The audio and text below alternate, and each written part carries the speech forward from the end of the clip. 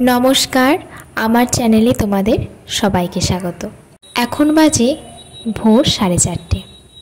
आज के सकाल बेलाय उठे स्नान करे रेडी हुए गेছি। आज के आमरा सबाई मिले जाबो मायापुर धामे और सेखाने गोपोषणाकेও निये जाबो। आगेर बार जखन गेছিলাম तखन गोपोषणाके निये जाइনি, एबार गोपोषणाके साथे निये जाबो। एखन बाजे प्राय 5टार मतो। আমরা এখনই বেরিয়ে যাব, তাহলে তাড়াতাড়ি করে গিয়ে পৌঁছাতে পারবো। আমাদের এখান থেকে মায়াপুর যেতে 3.5 ঘন্টা মতো লাগে। দেখো রাস্তা পুরো ফাঁকা আর সকালবেলায় এই ফ্রেশ হাওয়াটা এত ভালো লাগে। আর গোপোষণাকে কোলে নিয়ে সুন্দর রাস্তা দেখতে দেখতে চলে আসলাম। দেখো আজকে কত রোদ উঠেছে, কি সুন্দর মেঘ, আর ওই যে মন্দিরের চূড়া কিন্তু দেখা যাচ্ছে। আমরা মন্দিরে প্রায় ঢুকেই গেছি বললেই চলে। এই যে দেখো আমি গোপোষণাকে নিয়ে একটু ঘুরছিলাম। এবার আমরা থাকবো ঈশ্বরদান ভবনে। আগের বার আমরা ছিলাম গীতা ভবনে, সেখানে আমরা রুম পাইনি। গদা ভবনে আমরা রুম পাইনি। তারপর আমরা চলে এসেছিলাম ঈশ্বরদান ভবনে। এটাও খুব সুন্দর। এখানে সব কটা ভবনই খুবই সুন্দর, নিরিবিলি পরিষ্কার, খুব সুন্দর। আর এতে সার্ভিসের তো কোনো কথাই বলবো না, খুবই ভালো। তারপর আমরা একটু ফ্রেশ হয়ে রেডি হয়ে গেছিলাম। এবার আমরা যাব মন্দিরে। মন্দিরে তো ফোন ব্যাগ কিছুই নিয়ে ঢোকা অ্যালাউ নয়, সেই জন্য সেখানের কোনো ভিডিও আমি নিতে পারিনি। মন্দির থেকে বেরিয়ে আমি একটু এপাশ ওপাশ ঘুরছিলাম। আর এই বড় মন্দিরটাও খুলে গেছে, কিন্তু সকালবেলা এখানে এন্ট্রি নেই। এখানে 4:30 থেকে 5:30টার মধ্যে টিকিট দেওয়া হয়। টিকিট নিয়ে তারপর এন্ট্রি হতে হবে। আমরা বিকালের দিকে আসবো এখানে। দেখো কি সুন্দর রোদটা উঠেছে আজকে। বৃষ্টি হলে কিন্তু ভালো মতো ঘুরতেও পারতাম না। এরপর দুপুরবেলায় খাওয়ার জন্য একটা রেস্টুরেন্টে ঢুকে গেছি। আমার দিদাকে একটু আগে নিয়ে আনা হয়েছিল, দিদা খাচ্ছিল। আমরা সবাই দিদার থেকে টেস্ট করেছিলাম। বাইরে এত রোদ, খুব গরমও ছিল সেই দিন। আর এখানের খাবার খুবই ভালো।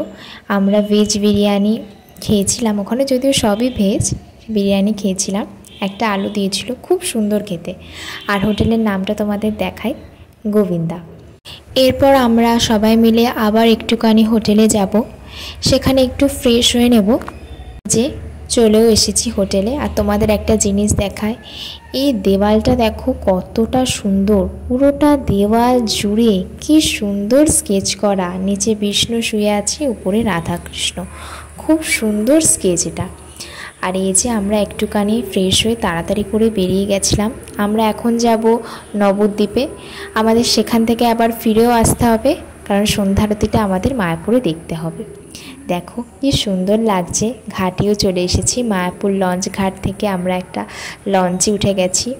এই গঙ্গা যমুনা সবটা পার করে যেতে এতটা সুন্দর লাগে, একদম কম সময়ের, কিন্তু খুব সুন্দর লাগে। 5 মিনিট মতো তারপরে পার হয়ে যায়। আর এখানে প্রচুর বাদর, আর যা যা দর্শনীয় স্থান ছিল সবটাই আমরা দেখে আবার লঞ্চে উঠে গেছি।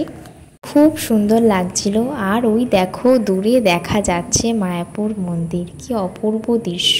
আর এই জায়গায় গঙ্গা যমুনাকে একসাথে এত সুন্দর দেখা যায়। দেখো ওই দিকটা যমুনা আর এই দিকের ঘোলা জলটা হচ্ছে গঙ্গা। আমাদের ফিরতে ফিরতে প্রায় 4:15-20 হয়ে গেছিল। তাই আমরা টিওভিপি সেবা বুথ থেকে 3টে টিকিট কেটেছিলাম। টিকিটের দাম হচ্ছে 50 টাকা করে।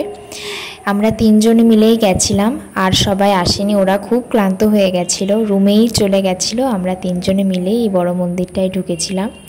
এখানে ওনারা কিছু বক্তব্য রাখছিলেন, কোথা থেকে পাথর আনা হয়েছিল, আর কিভাবে কি করা হচ্ছে, কোথায় কোন বিগ্রহ স্থান পাবে, কেন স্থান পাবে, মন্দির কোন দিক মেনে করা হয়েছে, কেন করা হয়েছে। ওনারা বলছিলেন এখানকার মার্বেলগুলো জার্মান, স্পেন, ব্রাজিল এইসব জায়গা থেকে আনানো হয়েছে, এই সমস্ত কিছুই। তারপর আমরা এখানে কিছুক্ষণ কীর্তন দেখছিলাম। এই জায়গার কীর্তন দেখতে কিন্তু খুব মজা লাগে।